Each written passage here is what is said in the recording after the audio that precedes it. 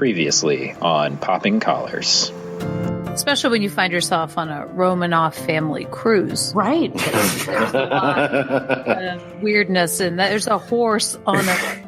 What's the line that the guy has at the table? Is we're from the Sarasota Romanovs? Right. Yes, I immediately thought of you and Burl. Because I'm pretty sure there's got to be some Palm Beach Romanovs on there. Right? There might be. There might be. There might be.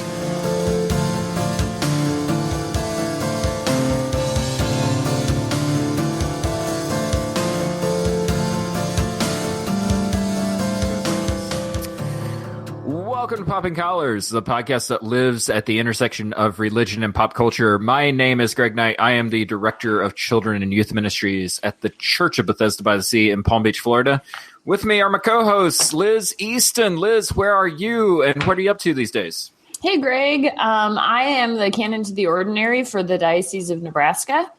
And on a purely personal note, I'm struggling with the daylight savings. I hate it. Yeah. I feel like every year it's an aging thing. Like, I grew up in Seattle. I should be used to short days, lots of gray, lots of dark. Mm-hmm. But every year this seasonal change just gets worse and worse. So I feel like we're recording at like midnight. We're not. We're not. It's 8:30 where I live. Actually, our state's looking to get rid of it. I'm curious. Really? I'm curious to see if any more states sort of follow suit. It's time. Interesting. The point of daylight savings time it has come and gone. Its shelf life is definitely over. More hot takes like that coming later on the show. Here we go. And let me finish introducing the panel. Ricardo Avila is back with us. Ricardo, where are you, and what are you doing? Greg, hello.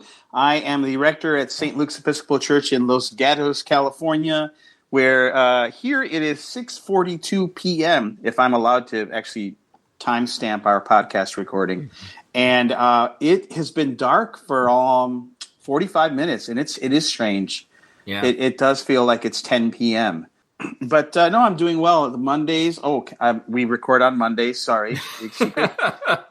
Mondays. Ricardo's really pulling back the curtain on. That's right. Mondays are my day off, and I was up in San Francisco today, reliving the days when I was fabulous.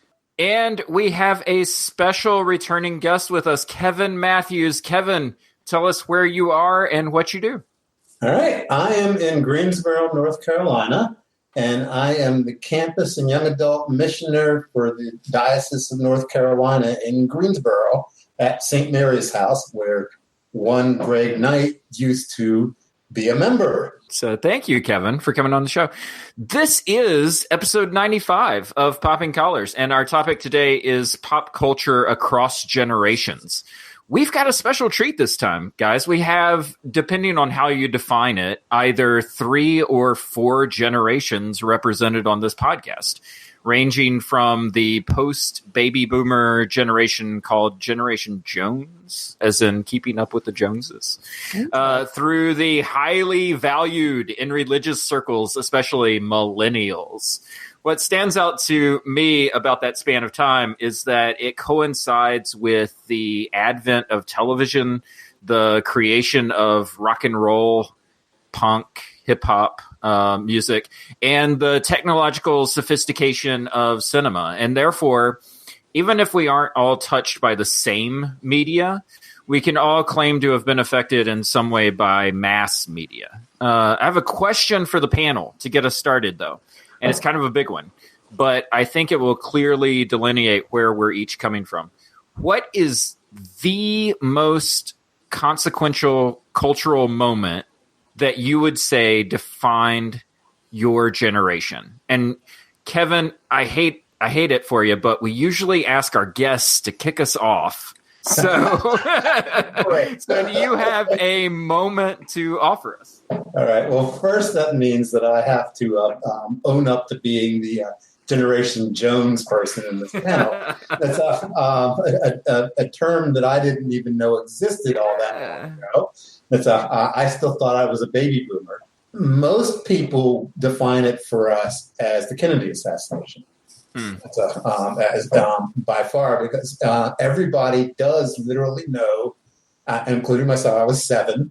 I know where I was. I know exactly where I was when I heard that, because that was Camelot is Dead. It's even though I wouldn't have known that. It wasn't until I was older that I actually got some of that. For me, the more defining moment was 1968. It's 2 assassinations. It's the Democratic Party in Chicago, riots in the summer. Ricardo, do you have a culturally defining moment for your generation? First of all, I'm pushing back against the generation idea. Obviously, those are ways that we use to organize information, but I don't. And in terms of defining things, so I was thinking about this question earlier. So I was born in 1966, and what I saw was baby boomers were 46 to 64. This Generation Jones business I've never heard of until you just brought it up. So I'm skeptical already. And then I heard Generation X, 65 to anywhere from 1979 to 1984. So I'm Generation X, and I'm happy to take that appellation on. But I would say the defining moment of my generation, I looked it up, frankly. And the top few were the Berlin Wall, the fall of the Berlin Wall in 1989. And that was interesting. But, and then this one actually did affect me more, the AIDS epidemic in the 1980s. So that actually was a big deal in my life, because that's when I was coming out. I turned 18 in 84, and it affected how I stepped into the world pretty intensely. Interesting. I'm definitely going to come back to this idea of like defining ourselves, because I think that is something that we do, and I think it's a trap. I think you're right. I think it's a trap that we kind of fall into, because it's just a way of differentiating ourselves sometimes. But before I do that, Liz, do you have a cultural moment that you would like to share? I have a few, Greg. So I'm sort of, depending on how you look at it, technically a millennial, although I think that some would say not. So I was born in 1983. And the millennial generation begins in the early 80s. And I think that what differentiates my little generation between Gen X and the actual millennials is that I was not a digital native. So like I didn't grow up with the internet or computers the way that I think people who are typically defined as Gen X are. We didn't get the internet until when I was late in high school. So that seems key. I think that 9/11 was a defining cultural moment for my generation, which 9/11 happened right before I began my freshman year of college. And that was really it changed everything in America. And I remember people saying at the time, this will change everything. And I remember thinking, how?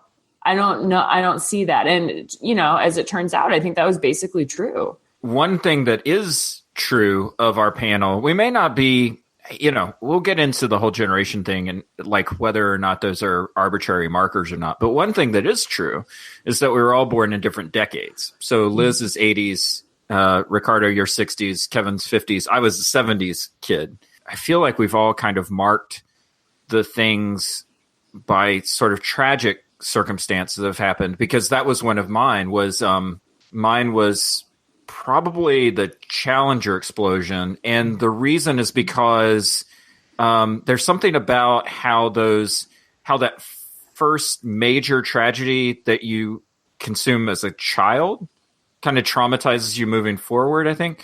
I was born in 1977, so the Challenger explosion was when I was 7. And that was the first time I realized that like horrible things can happen, I think, in the world.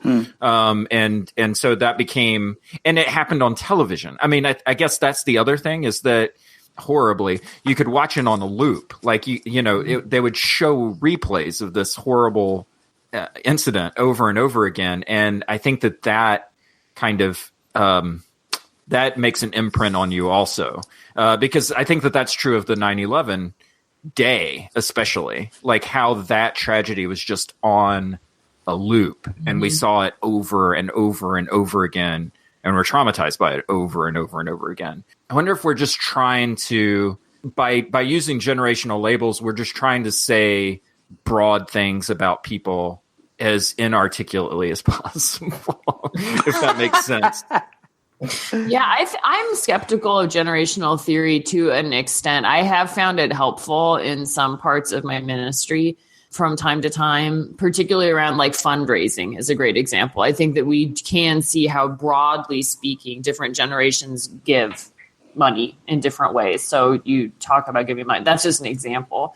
But I think that oftentimes it's a way for us both to criticize our parents and criticize our younger siblings or the generation that comes after us. So if you're not necessarily talking about yourself, it gives you the language to critique people both older than you and younger than you at being in standing in difference to them.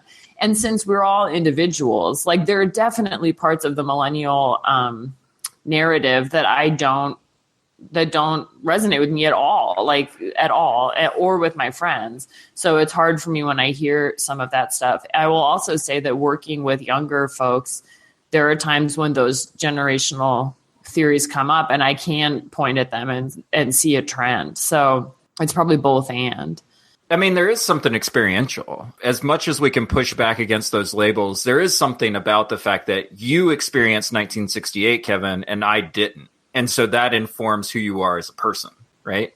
Yes, but I think where the problem comes in is that everything you experienced, all the major events, I experienced too. Right.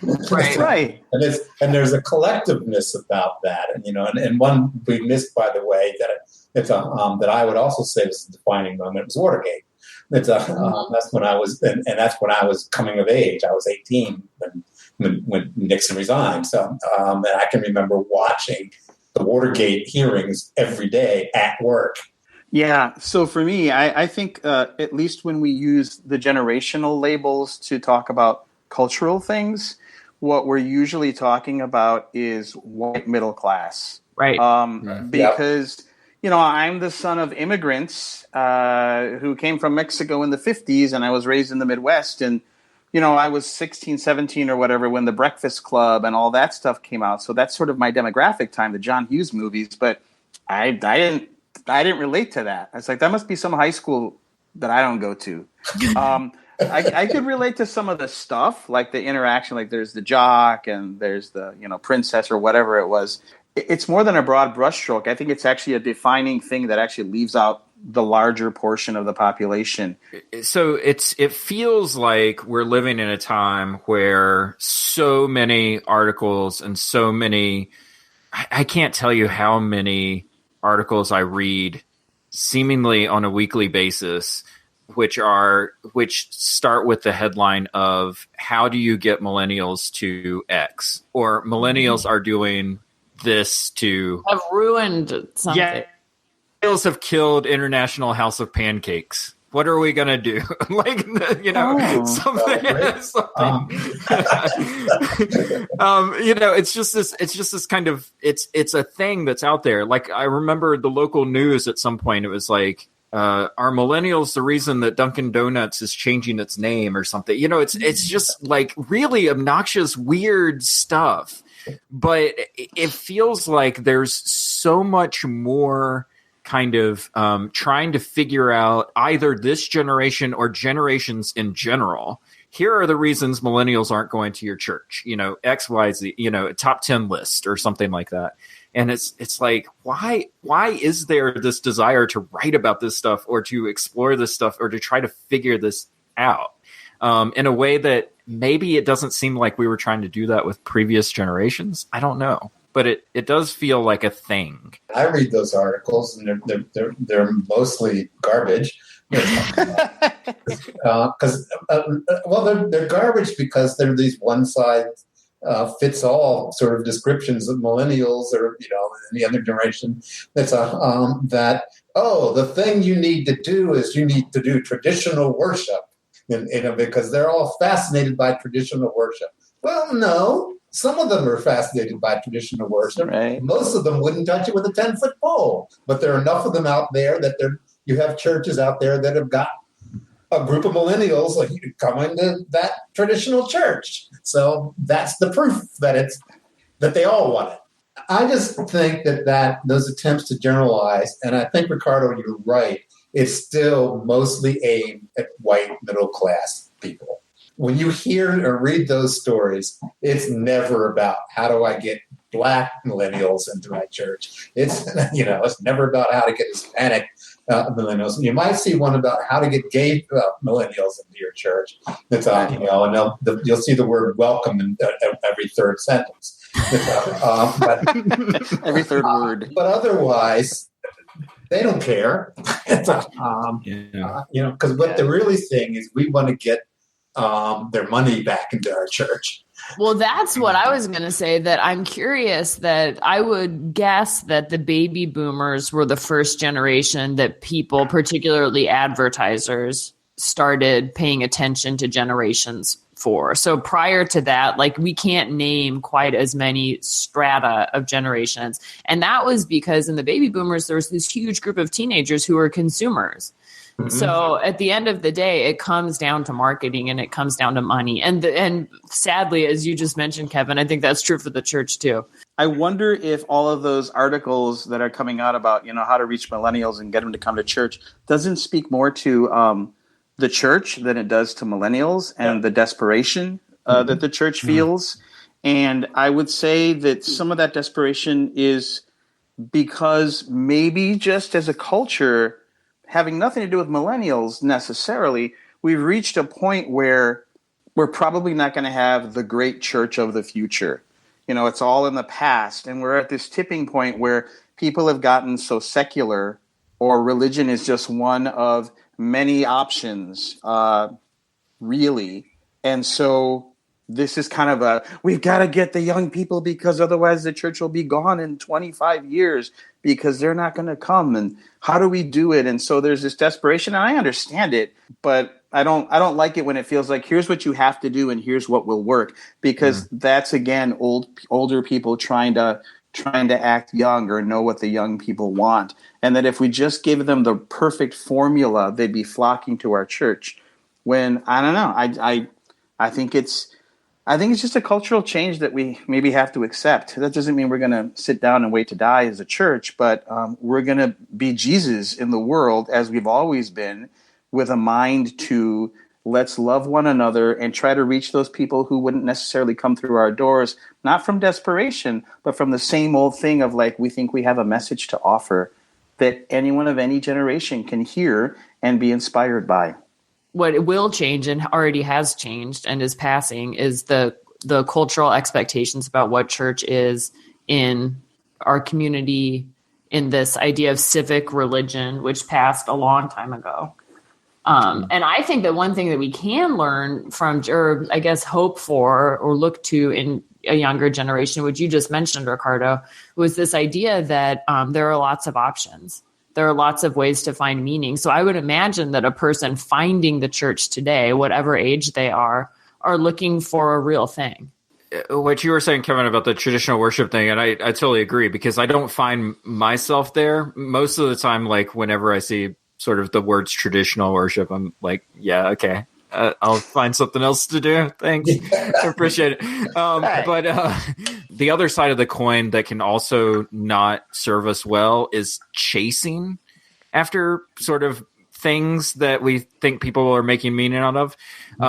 So, for instance, I am old enough to remember a time when Eutycharists were going to save our church or something. And it's that's such a specific pop culture moment to really put your eggs all into that one basket. It was already passé. Well, even when they were happening, they were not attracting young people. They were attracting people who were at least back in the 80s and remembered U2 from Pride, from the Unforgettable Fire, Joshua Tree. So they were already hitting one step behind where they were trying to get.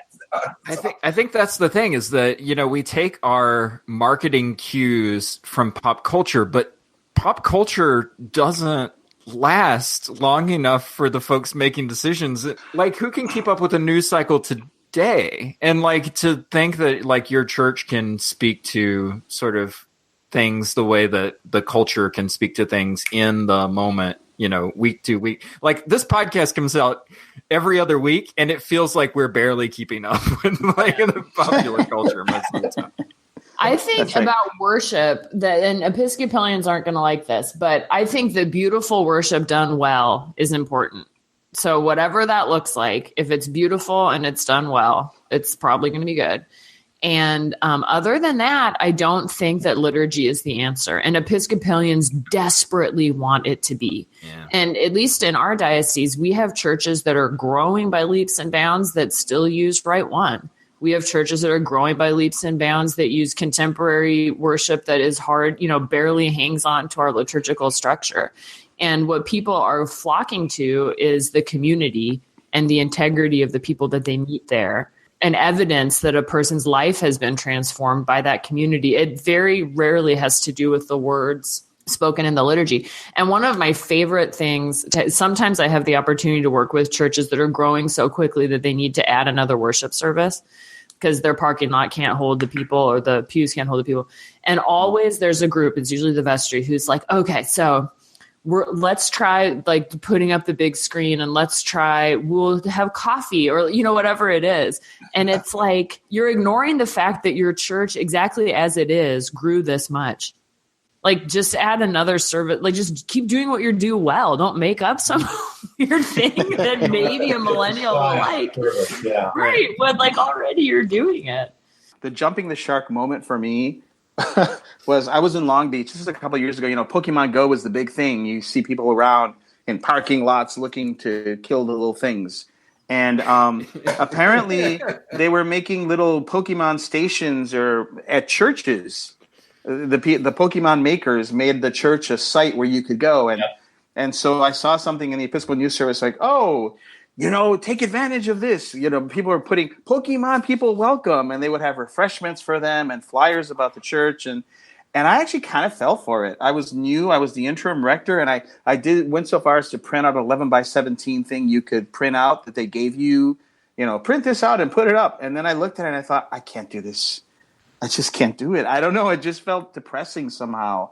It felt really desperate or something. Especially because the makers, talk about cynical, the makers of Pokemon picked neighborhood churches because they needed a thing that wasn't going to change. Like they needed a marker, right? Couldn't put a coffee shop or a yoga studio there because in 6 months that'll be a different thing. So here's a thing that'll never move. Mm-hmm. Let's make that, for the longevity of our game, let's make that a thing. And the reality is nobody had to walk into any church building anywhere to use the Pokestop. The Pokemon wasn't found in the tabernacle. Well, I don't know. I never went that far. I will say, kind of separate from trying to sell something, I love the idea of bringing in music that is meaningful to us from our own lives that aren't hymns necessarily, and folding them into liturgy, not necessarily to try to attract other people, because that wouldn't be the point, but to enhance the spirituality, the power of a liturgy. So we had an All Souls service in our Memorial Garden last week, and we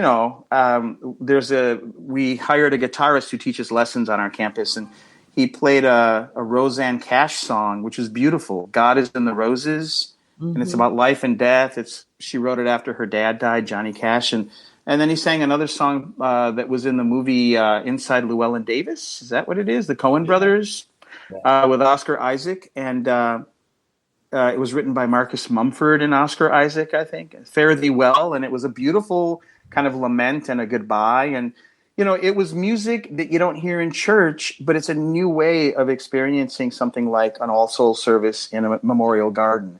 And to me, at least for me personally, I felt moved. And I got a lot of comments intergenerationally about how beautiful that service was for the folks who attended. So I don't discount the music of popular culture. I just sort of look askance at that again. I'll use the word desperation. The desperate kind of move to try to use it to make people come to our church and make ourselves more relevant, as if we're more relevant when pop culture is inside our walls. Yeah. So I think that Christianity is, for me, it is and was and will always be relevant. Like the message of Jesus is a timeless and eternal message that we're the ones who are screwing it up. Like it is relevant. Like it just is. You can't get through. I don't know what I would do in this political climate without my faith. Like, I don't know how I would interpret decisions that I have to make, actions that I have to take. Like, I don't know how I would do it. And that is as fresh and as relevant as anything can possibly be. Well, and the flip side of that same coin is Christianity has always looked at what's in the culture, down from, Paul and Athens. Has always looked at what's going on in the popular culture and said, how can we communicate through what people know, what we're trying to say about God? What, Ricardo, you were talking about at that service. It's with the Rosanne Cash song. It's we need to recover that ability to use these things in a way that actually enhances people's understanding.